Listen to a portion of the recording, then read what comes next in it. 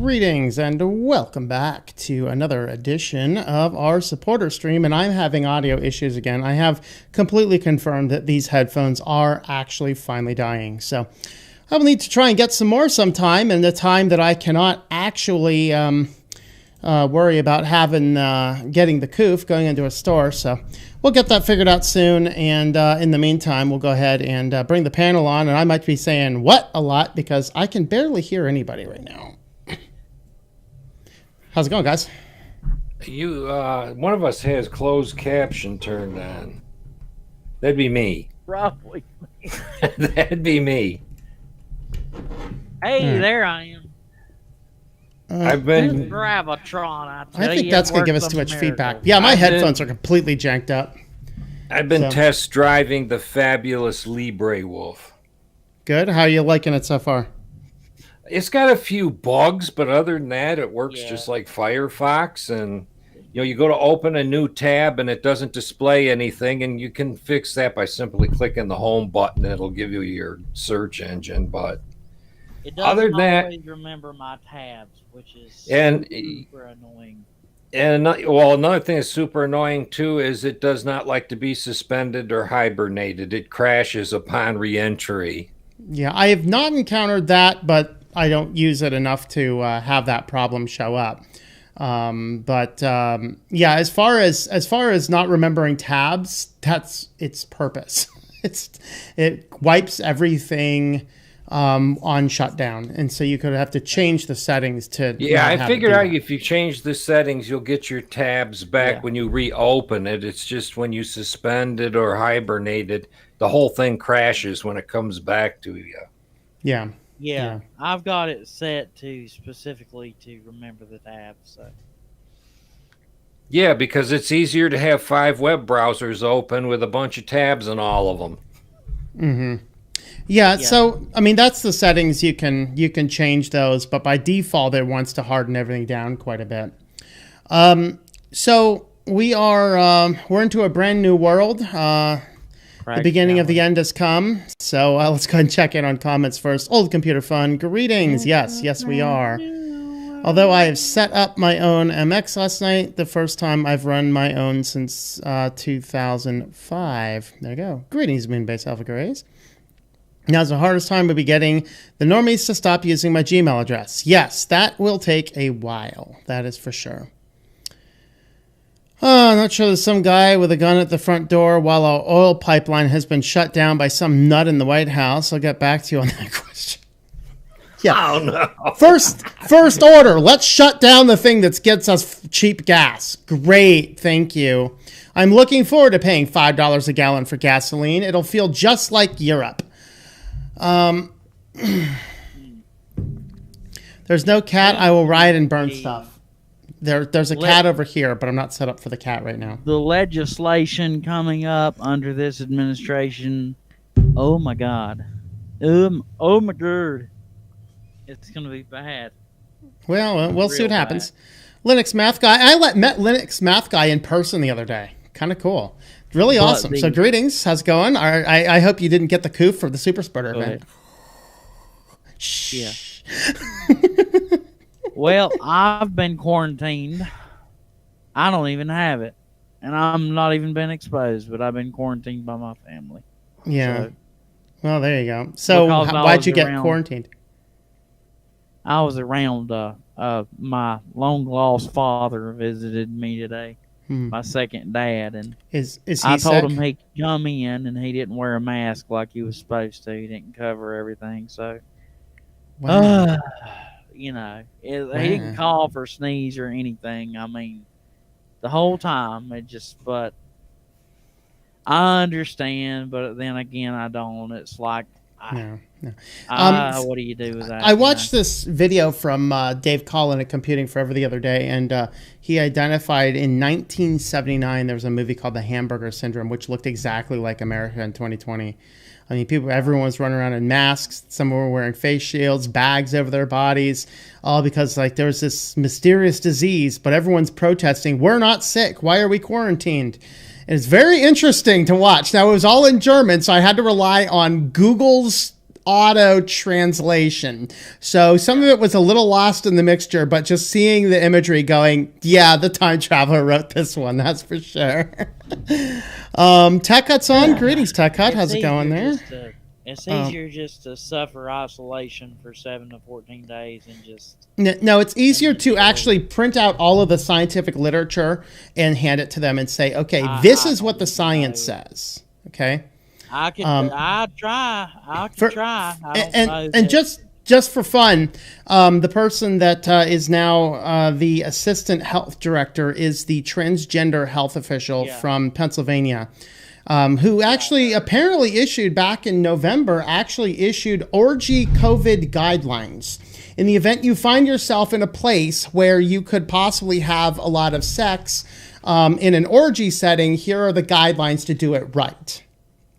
Yeah, congratulations, America. We are screwed. Oh, my goodness. That's not going to give you COVID, right? Sure, you can do that. Yeah, well, but if you find yourself in such a situation, have sex with your mask on. That's really the big thing. No kissing, have sex with the mask on. And let's get off of this topic because we're supposed to be talking about mainstream tech, Linux, and family-friendly stuff. So we've already dove too far down that rabbit hole. But nevertheless, I'm against it. What we want to talk about is, are we spoiled by mainstream tech? And this is a question that happened as I was helping somebody work on some things this last week. But I also had a fun taste of it myself. So yesterday morning, I was scheduled to lead a discussion on a publisher's mastermind group. And I was like, well, we'll just use my Jitsi server, which we're using right now for this call. And I go, and the night before, I was scheduled to record a video with my brother, and the server wasn't working because the SSL had expired. And I just assumed the SSL would fix itself because it's on an ISP config. And that was a bad assumption because I do have a very weird configuration just on this portion. Everything else in ISP config re-ups itself perfectly fine. I don't have any problems with any of that stuff. But the Jitsi server is weird in how it's set up. 3 hours later, I got the SSL working. And it's like, okay, it begs this question. Was it worth that time, or would it be better just to go back to your basic mainstream stuff? Let's just go ahead and use Skype or use, mainstream tech that just works. What are your guys' thoughts on that? You have lots of it to pick from. Obviously, you picked Jitsi because you had an idea that you would like it. Mm-hmm. And like all the technologies, some of them are going to need some more fussing with than others. I went through and tore my machine completely apart and put it back together module by module just to try and play cyberpunk with it. And it was murder. I mean, I had light DM yanked out of it. I had all the NVIDIA drivers that were suggested for it installed from NVIDIA from a .run file rather than a repository. So you're going to have trouble when you want to go the extra mile. Mm-hmm. The good stuff is worth the goofing around, I guess. Mm-hmm. Yep. Yeah, I think software becomes so dumbed down and so simplified that, again, I'd mentioned it before, some software becomes less useful by trying to make it so user-friendly. It gets to a point where you have users in forums saying, I don't like these new changes. You added options. It confuses me because I'm seeing extra options. It's like, I don't want to see that. Like it gets that to the point where, like, I understand having a user-friendly app, but when you're making it so user-friendly that it starts to lose functionality to those who use it on a daily basis, it's like the world doesn't revolve around you either there, sunshine. Certain software should be user-friendly. Others, maybe not so much, because that's not really what its target audience is for. Yeah, I mean, to part of what you're saying there regarding the features, it drives me crazy when some of these companies are just coming in like, hey, we've added new features. Like, dude, I got used to using it before, stop changing it. At least have a way for me to hold back these features. I get that to a degree, but I think what I'm kind of begging the question at is... Features was the wrong word. I should say settings. Well, the thing is... Oh, they're features. They're just not the features we want. Well, I mean, sometimes the features are good. I just can't stand it when in the middle they just all of a sudden push it on you without any notice or warning. It's like the one program that's really bad at this is Audacity. Audacity drives me insane because it's such a good program, but it drives me insane because you get in there, you do an update, and then they changed absolutely everything in one little minor update. And it's like, what in the hell? I had to spend 3 hours to figure out how to use the same features that I already knew where they were. That type of stuff is not something that should be updated when I update my operating system. You know what I mean? Now, is it worth it? Should I just drop Audacity and just go back to SoundCloud or, something else that's not SoundCloud, whatever the sound booth, whatever Adobe says? No, I'll deal with the frustration. Thank you. Actually, yeah. But, well, that's can't my you preference. roll it back? Not easily.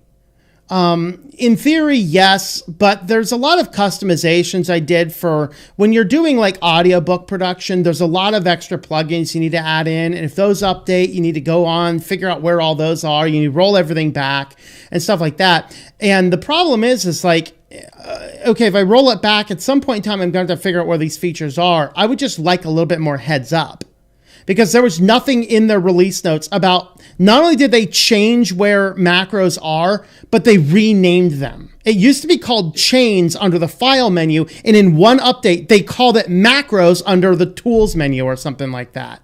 Yeah. It's like, okay, you changed the name of the feature while changing its location. What in the hell are you doing? It makes more sense to call it the command line to update. It didn't matter. It was a minor update. If you use the GUI one to update, if you're using Mint, you should have the option to read each one of them.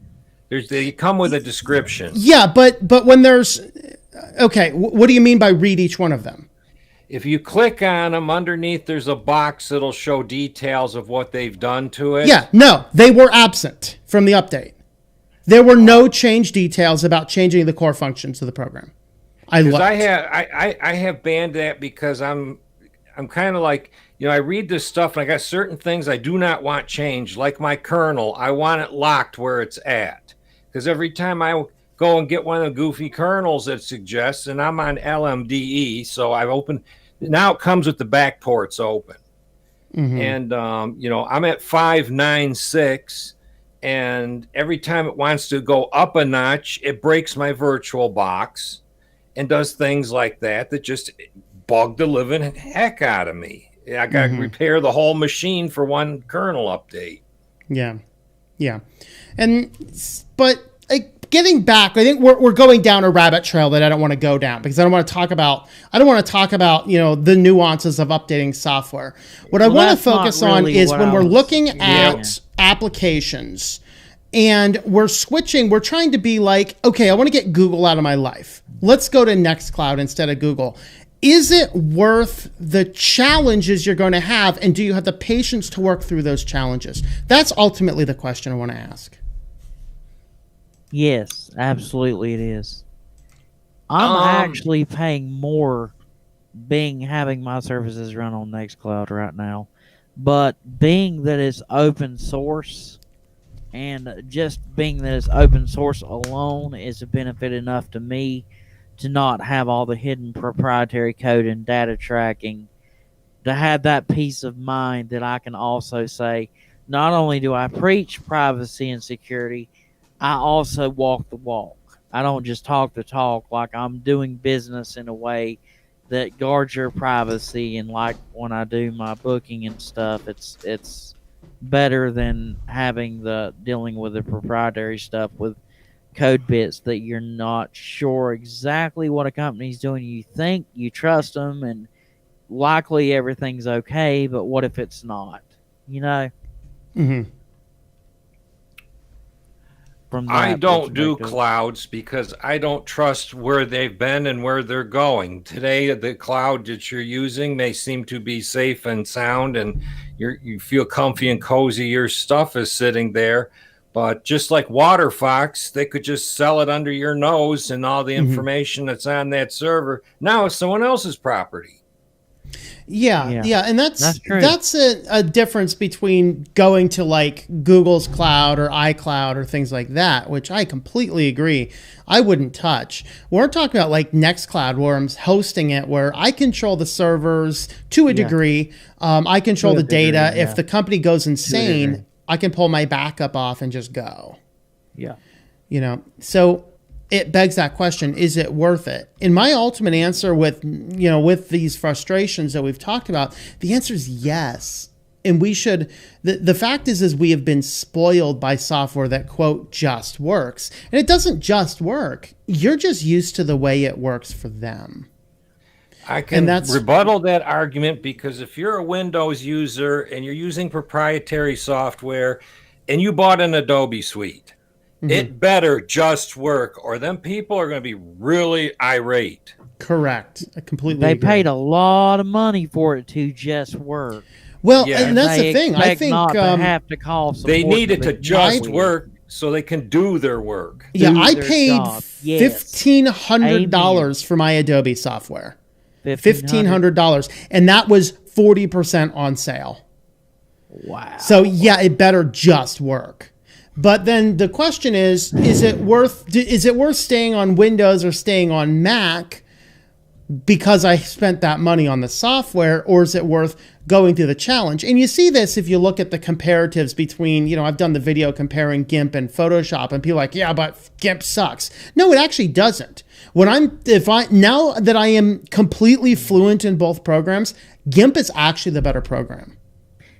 I have no doubt that it is. Here's the only thing that I would have against that. I agree with you, except there are situations like if you're self-employed and it's just you, or you got just you and another person, you taking the extra time to learn the new open source software is wonderful, great, and it's something that maybe you can do in your own time after hours. But I certainly, to be able to switch over, and it's totally doable for most professions, no matter what you're doing. There's very little that you can't do in Linux these days that you can do in Windows and cannot do in Linux. However, it's a lot to ask someone to uproot their entire workflow just to switch over to Linux. Well, again, to take the time and do so and stop. We're not talking about switching to Linux. We're talking about, I've made a decision. I want to get off of Google products. I want to switch to Nextcloud. I want to self-host my email. And then when you get into that process,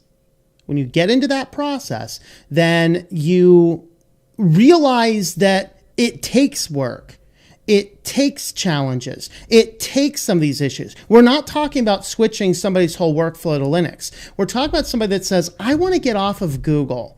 I want to go to other services. And then they switch to these other services, and then it takes a little bit of time. It takes a little bit of challenge. Are we willing to work through the challenges? That's what I want to get to the heart of. I'm not talking about switching somebody's entire workforce from, Windows, Adobe Suite, Microsoft Office to dump all that today and go with Linux and LibreOffice and, and GIMP and stuff like that. The stuff that you're explaining also, it has to be, a person's got to have a certain amount of curiosity, because, you're trying to do this and you're reading on the internet and everything else on how to make this work.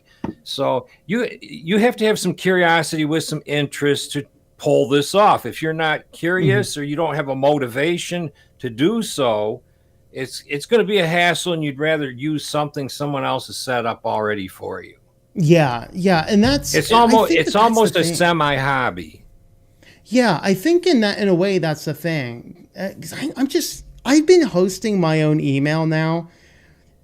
You're looking at your point of view of a web developer. I know. And you can pull this stuff off fairly easy. And that's Somebody like me. That's where I'm struggling with. Yeah. It'd be like me buying a model airplane kit with the engine and everything else so it could fly and play with it on the kitchen table for 6 months. Interesting. Okay. So what does it take to shift somebody to that move? So, and again, we're not like forcing somebody out of interest. We're talking about people coming to me and saying, I want to get off of Google. How do we teach them that it's going to be a challenge? Well, they're going to have to either really want to do it and have a little bit of curiosity on how to do it and make a part-time hobby out of it. Mm-hmm. They're going to have to set some time aside to do a lot of reading, a lot of tinkering, or they may do what I did and simply go to A2 hosting. Hey, give me some email, you know? Yeah. I guess in a way that's what I did, moving my whole model over to Linux, because I didn't just wipe everything out. I still have the Windows 7 computer that I was using at that time. I'm just like, okay, eventually this computer is going to die. I need an exit strategy. And so that's why I took the time to learn how to use Linux and to learn how to use GIMP and to learn how to use all these different software suites. And then this led to Nextcloud, and it led to all these other services. But now when I get people that want help switching, sometimes I feel like they don't have the patience, even when you tell them, hey, we have to work through a little bit of pains and we have to collect a little bit of information before we can just jump off. Like, I can't answer you why exactly this isn't working perfectly right this second. There's too many other things to work with, right? So I guess maybe if that's your business model, is to use that software, you don't want to just jump right into it immediately. You want to be working on it slowly alongside the other stuff that you have, and recognize that being spoiled by mainstream tech, we're going to have to get into it, but I think we're going to be a better person at the end of it afterwards. You got to keep it in mind, if you're going to go down this road, you need to get enough knowledge to yourself to repair it if it breaks as well. Mm-hmm. Yeah, for sure.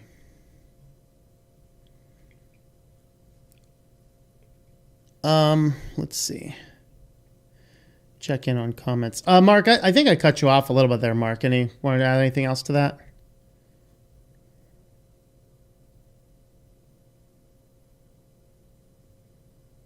I'll check in on comments. Let's see.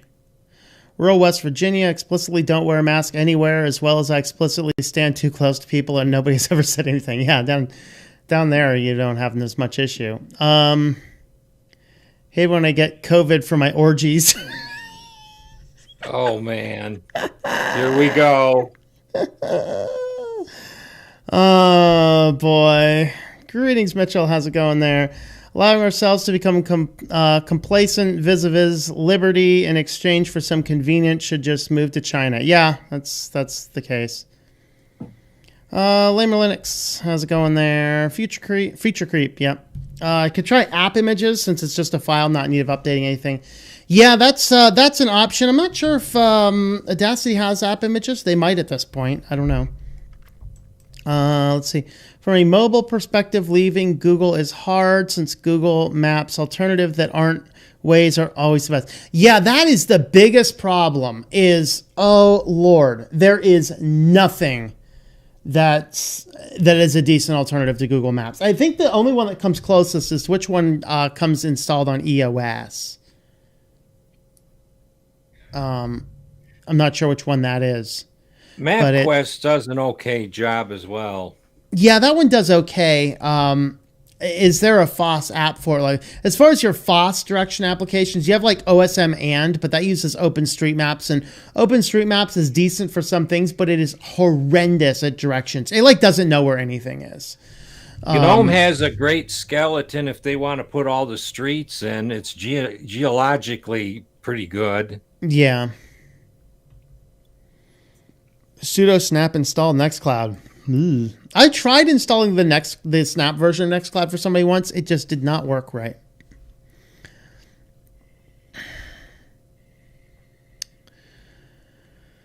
this point, GNU Linux might as well be just another operating system unless I roll my own. Too many moving parts now, over-engineered, but creating one's own is an undertaking.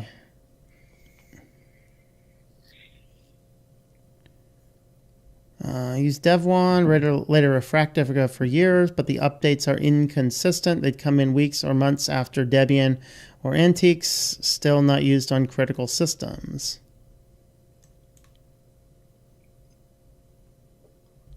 Fortunately, Dev1 doesn't have wider use. Yeah, Dev1, if you are unaware, Dev1 is it's Debian without systemd. If we're more popular, that'd take care of the updates thing. Orgies on Switch to Linux, Penguin Lust. Uh-oh. The lusty penguin. Mitchell Valentino says he's currently using Kiss Linux. Where do you get that? At Gene Simmons merch store? Yeah. I have not heard of that.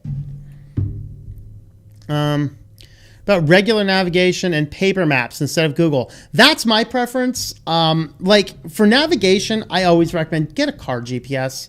They're better. They don't send them as much data collection around. They're not tied into all the cell networks necessarily. I hope not anyway. These new ones, though, I don't know. I don't know if the new ones do. But yeah, paper maps, learning how to use paper maps and regular navigation GPS is a good thing. Garmin. Yeah, that's what I use. OpenStreetMaps is good in some big cities, but it's generally hit or miss. Taxi drivers in New York City use it. Oh, really? That's interesting. Our taxi service here in State College is shutting down at the end of the month. No more taxi service. That's a drag.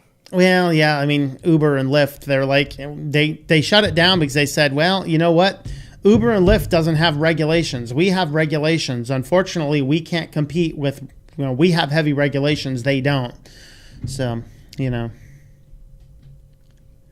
Trouble with Snap Nextcloud on Debian, but it worked on Ubuntu. You could select install for Debian server. Yeah. the installer for Nextcloud is easy. I don't bother with the Snap version. Snap on VPN with Ubuntu server to test it out. Had no issues. Ooh, my OBS is yelling at me. It's like, I'm not getting enough data. Go, OBS, go. Hear about pfSense Plus. Seems like they're going to be adding closed source components to it and concentrating more on the version than the community one. Interesting. I've not seen pfSense Plus, but I use pfSense here. Open source router applications. Works very well. I guess that's another one. Switching to that. Actually, I found pfSense actually generally works better than most of the other routing system. It's just you can get lost in the settings. In that case, it's just a lot more settings.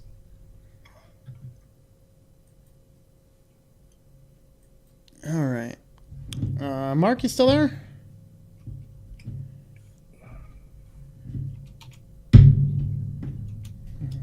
Says he's online, but microphone went to mute. I'm still trying to find the Kiss Linux. Sorry, I was jawing it, Mama. Oh, that's all right. There is a Kiss Linux distro. I was trying to come to a common ground with Mother. We don't exactly 100% agree with the mask and the quarantine, as I don't with you. I'm somewhere in between, and it's like I'm trying to explain to her it's serious, but to a large degree, well, at least to some degree, you're gonna have to be around people, not only for human and emotional health, but also for, when she works at the office, she's around people. You can't just avoid humanity. That's not good either. So it's just trying to find that happy medium, But anyway, back to the mainstream software and stuff.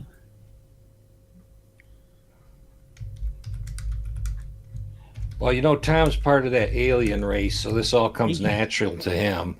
Yeah, that's the thing. So just an FYI for everybody. Apparently, my Comcast internet is slowing down because, OBS is not being able to keep up. Jitsy's not. Jitsy just hit green line again. So if we're lagging, my apologies. Apparently Comcast doesn't like me talking the truth. That it's me is what it is. I'm talking about. No, it's not you. It's actually on my end. Because OBS is. I was the one that I'm guilty of that. No, OBS is supposed to be pushing out about 5 kbps, and it was dropping down to under 1,000. Welcome to the modern day dystopia. But you can't hey, talk I think we're about back. real issues. Yeah, I think we're back. Yeah, going back though. I think that Mainstream software user friendly. I spent so much time using the alternative technology even before it was really considered alternative. Like I've always had my email on my own servers, like on my own hosting panel. I've never had a Gmail account other than I've worked for a couple companies. It's like, here, you have to use this stupid Gmail account, branded with our company, like, whatever. But I've never actually had a Gmail account personally. I have had Hotmail. Never had AOL, but that's the thing is I was never been spoiled on that technology. And so I guess for me, it comes a lot easier, but I guess that's kind of the case, Well, and that's good that you never really got steeped into that stuff to begin with.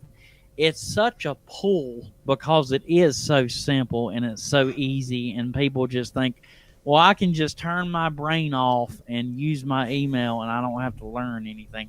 We're in a culture, in a day and age where people don't want to learn. They don't want to learn new things.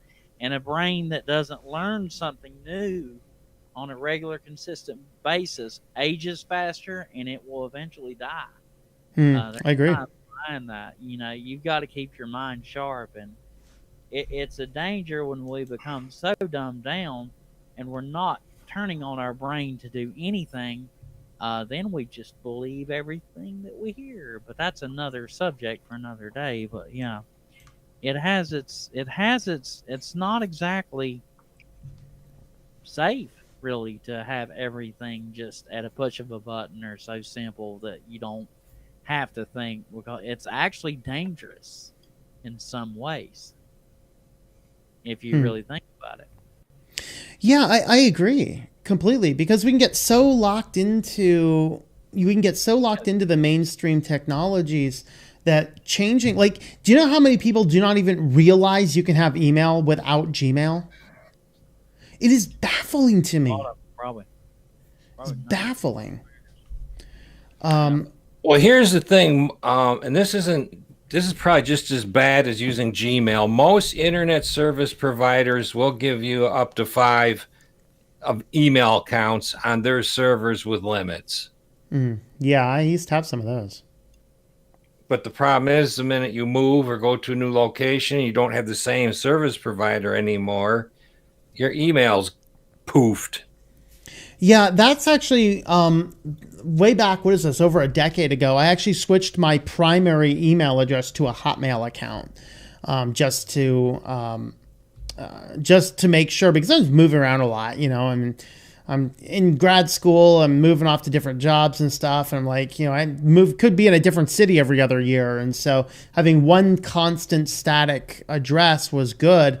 Now at that time, I actually did have addresses with my other hosting control panels, but they weren't things that I used on more of a personal basis. They were more things I used with like blogging type stuff and things like that. So, but eventually I shifted over, and now my business email is my primary email, and that's been on cPanel since, for a decade. So back to the question at large. Are we spoiled by mainstream technology? Yes, we are. And they want to perpetuate it as fast as they can. The minute you buy that computer at the computer store, it's obsolete the next day, and that's the way they would like to keep it. Yep. Because of money. Yeah, they want to perpetuate. I mean, Apple's getting really good at this thing. I bought an iPhone 7 probably not more than 4 years ago, and now they're on 12. Yep.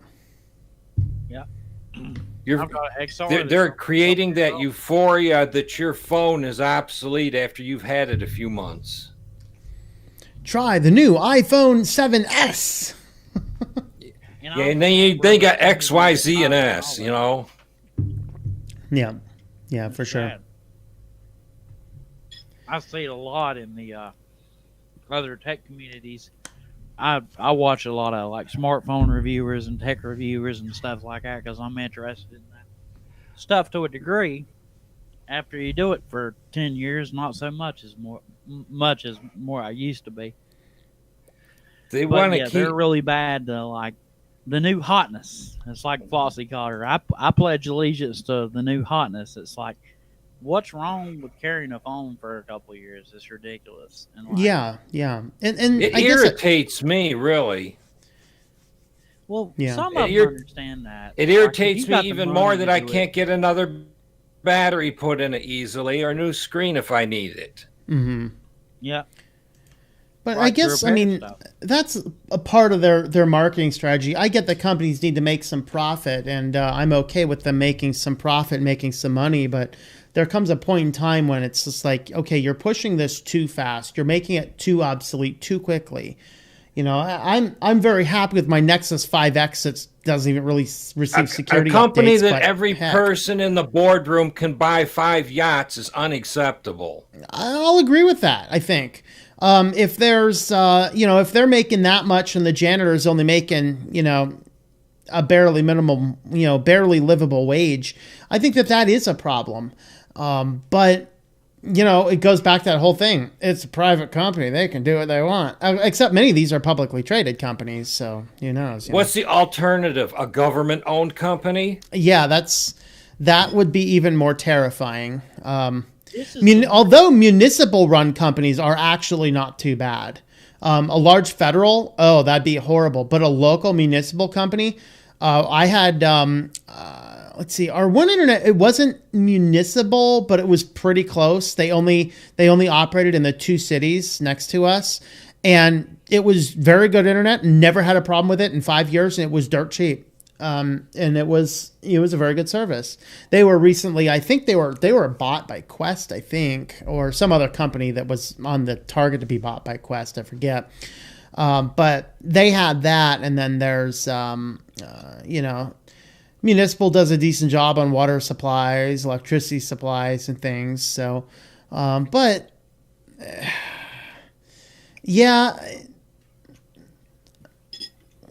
the head of the company is so obscenely enriched above the people on the ground floor, that is a problem. I'll agree to that. But a lot of the reason that happens is because we support these companies. When we turn around and buy a new iPhone because it works every week, it's an exaggeration, but every year at least, that is a problem. But they have spoiled us. It's harder getting a phone up and running on Lineage than it is on Apple. But is it worth it? Absolutely, it's worth it.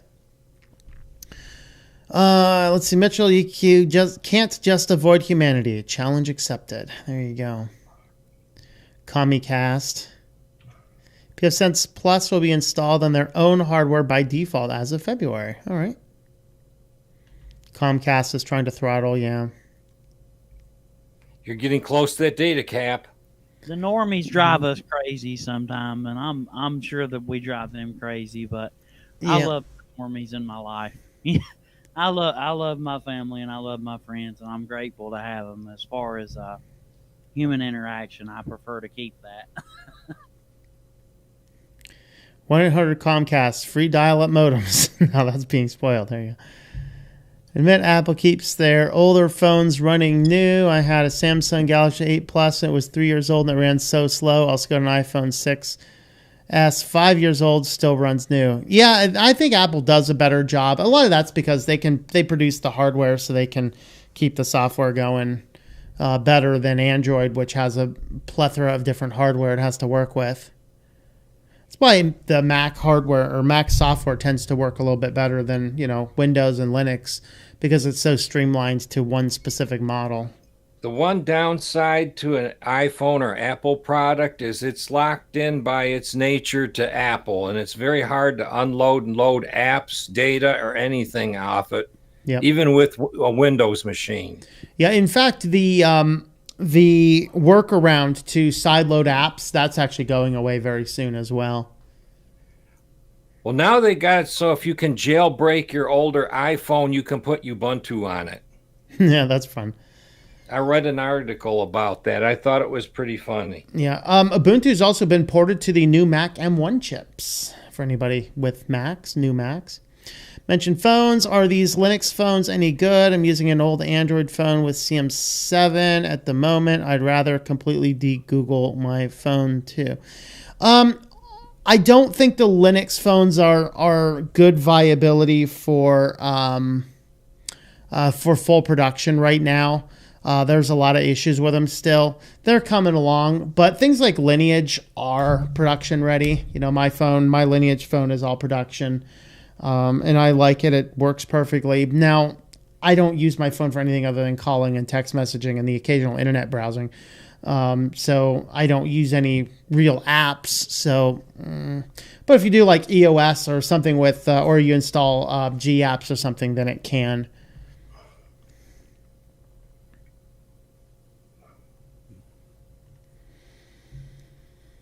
All right, I think we're caught up on the comments. Yeah, I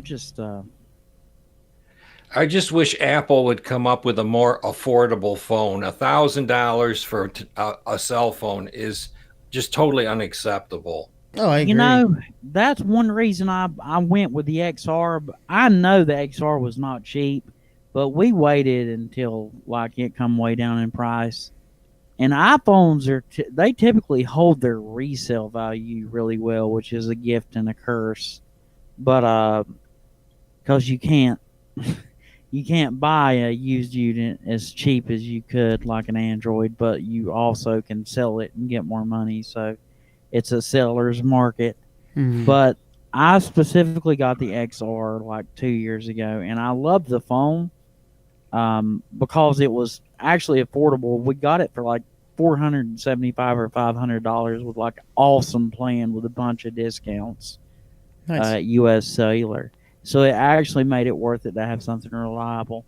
The only thing I don't really like, that I hate about this phone, is these antenna bars are on the outside chassis.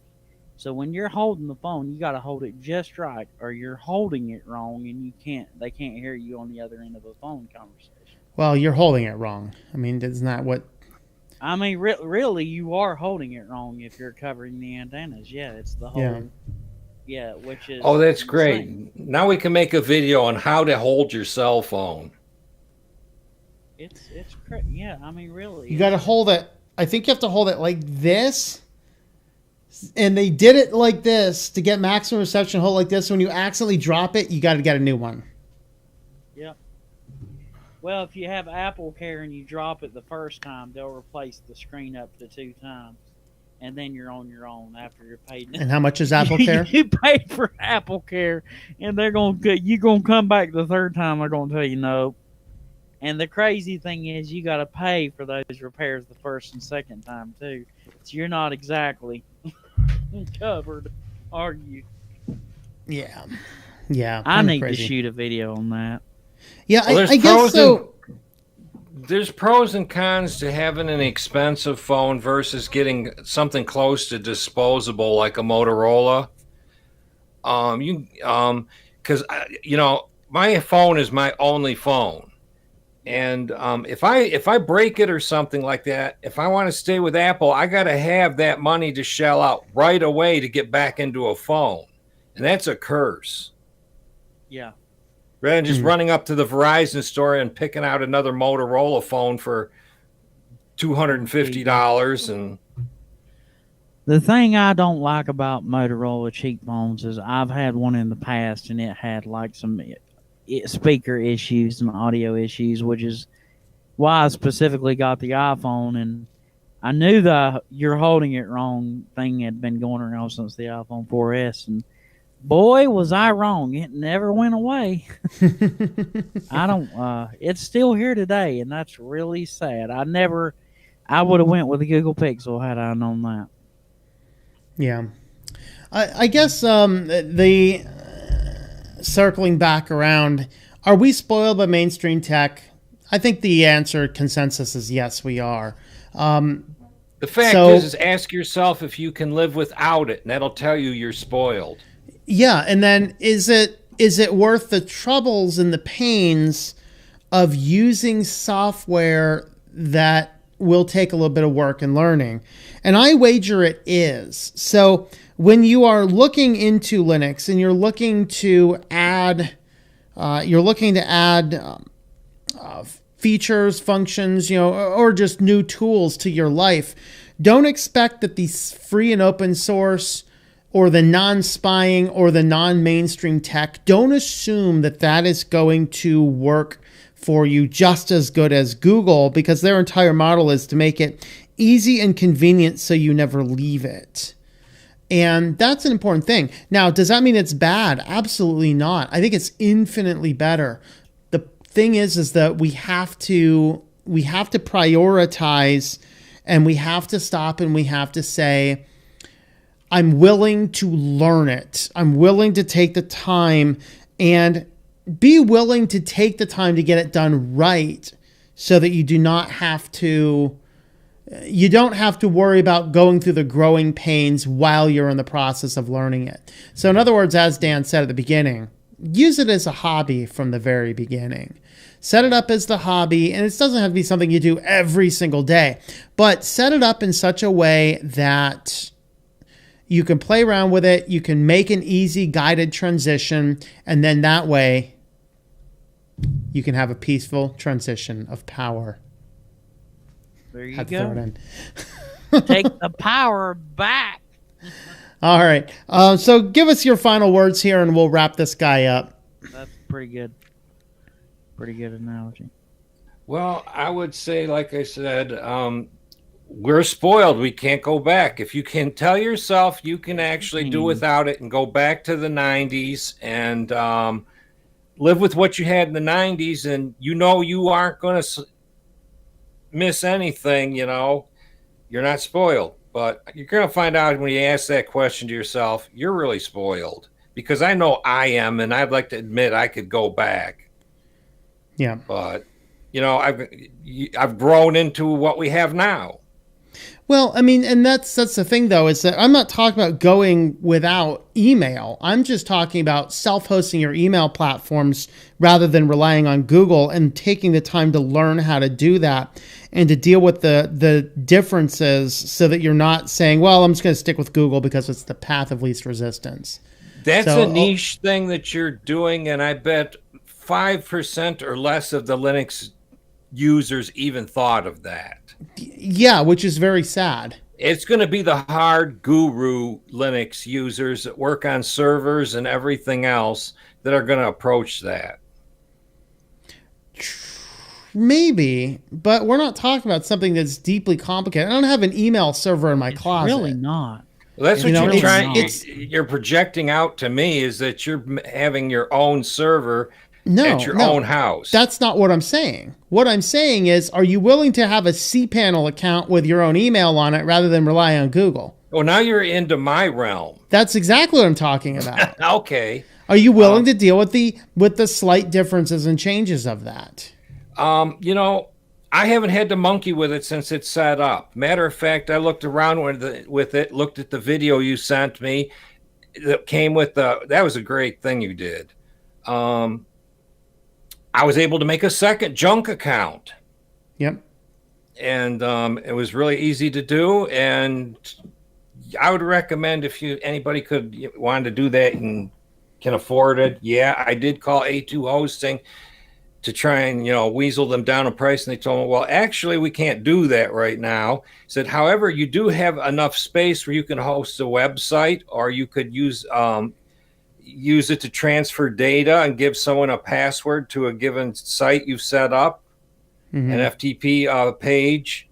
where you can shuffle data and pictures and stuff like that to relatives in other states. And all that. He gave me all kinds of weird ideas I could do with the stuff I'm not using with that setup. Which is really nice. That setup is really good. I mean, you could actually set up your own Nextcloud on that. Not that you'd want to do it for all of your data storage, but in the event you wanted to pass a file to a relative, you could throw it in there and give them a private link to it. Yeah, these were beautiful. Having that I love the idea of having a repository of things that, hey, I want to share some stuff with the family now. I've got my grandmother passed away in 2000. It's terrible. 2018, not 19. It was November, and I'd like to be able to share, those pictures that I had prepared for. Well, I got them together with an app on my phone, but I'd like to share those pictures of her and the family and me and my brothers and have a place that's private and secure that I can share out there. And I would like to have a repository of video content that I pull off of sites like BitChute and stuff. Some of the stuff that goes down politically and just in the world, so that people... I don't just have to say, well, that's not the case. That's not what went down. I can say, here, go to this link. This is my private server. And you can educate yourself on a lot of the goings on in the world so that you can be awake and that you can take action and personal responsibility and help yourself and your family. I mean, stuff like that could be super useful. Yeah, and all that's easy on a, shared really cPanel account. I remember back you could do it with Mega. Well, back in 2004, there was a company called No IP, and what they would do is you'd set up a domain. They would provide a rotating IP address for that domain, and you could literally have a server running in your house on a domain only. And they would assign an IP for it, which made it really cool because it was one of my first Linux experiments. Because they had a stuff you use with Linux called Apache, and you actually set up a file server with it. Yep. And the no IP people, you paid them a small fee every month. They would make sure that your domain had an IP address to route your stuff to your house. Yep. I don't even know if there's so much you can do with just open source software. Yep. I think we want to wrap up now, though. We don't want to dive into new topics. Yeah. Just give us your final words. Yeah. My final words, as far as final words go, are just thank you everybody for coming out. I was going to say something else, but I'm just going to say open source software. It's a whole nother world of capabilities and things that you can do. And a lot of this stuff you probably won't be able to do as well as you would be with open sources compared to proprietary software. It just opens up, and it's a good way to take ownership of your computing and your life and your stuff. And there's just so much capabilities that it brings. So, my challenge would be start today. Start tonight or start tomorrow first thing in the morning. Yep. Find an open source project that you think you could be able to learn that would help you, whether it's LibreOffice, Ocular, GIMP, Inkscape, there's Audacity, something like that. And try to learn that, and just start straight away, and just keep chipping away at it, and it's going to feel really good when you learn that new software, because you might not have learned anything or read a book for years. Yeah. So that's my final words. That's a lot, but yeah. Dan? Yep. Dan, final words? I thought I just said them. Okay. Yeah. I wasn't sure if we were on final words or if we were on a new topic. So, all right. Everybody, thanks for dropping in and spending some time with us. We appreciate it. We like our customers. Absolutely. We hope we provide some really good stuff to talk about. Yep. And I will be on the Christian channel in about 1 hour over on Our Walking Christ. If you want to come on over for another live stream over there. And that one we might feed a kitty cat who's still chilling over here, but I don't have a camera set up to point to him right now. So, all right, guys, we will catch you in the next video. And tomorrow, weekly news roundup at 9 o'clock. We'll see you then. Bring a fire extinguisher. Go get Nextcloud. Join me.